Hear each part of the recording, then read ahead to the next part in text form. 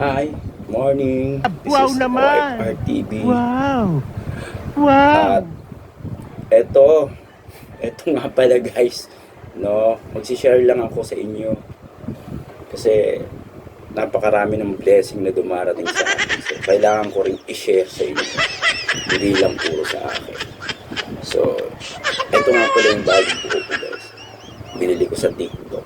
So, unti-unti na kasing nalalagas yung buko kaya bumili ako ng bagong buko. So, yan, sa mga basher ko dyan. Kalbo raw ako kasi napapanik na raw ako. So, yan. Medyo mahaba na yung buhok ko. Diba? Bagay ba guys? Para na akong si ano na ito. Yung dating banda na sa asin yung mahaba ang buhok. Yung babae, o, diba? Wow naman! Wow! Ang ganda. Wow! Sino mag-aakalang ako ito? Diba? So guys, ang isi-share ko nga lang pala sa inyo is napaka-simple at napaka-galing. So dahil sobrang blessing ko na natatanggap, isi-share ko naman para sa inyo, lalo na sa mga subscriber ko at followers. Guys, ito gusto nyo ba kumita ng pera? Gusto? Sagot! Napaka-patalas ng panlig nyo Kapag pera ang pinag-uusapan, talagang alerto kayo So, pera. At ito guys Wow naman! 20,000 naman. Wow! Wow! Hindi ito mahirap. Kahit nandiyan ka lang sa inyong bahay, nakaupo, nanonood ng TV, nagsiselfone, nakikipagchismisan sa kapitbahay mo, o kahit ano pang ginagawa mo, kikita ka ng pera, 20,000 naman.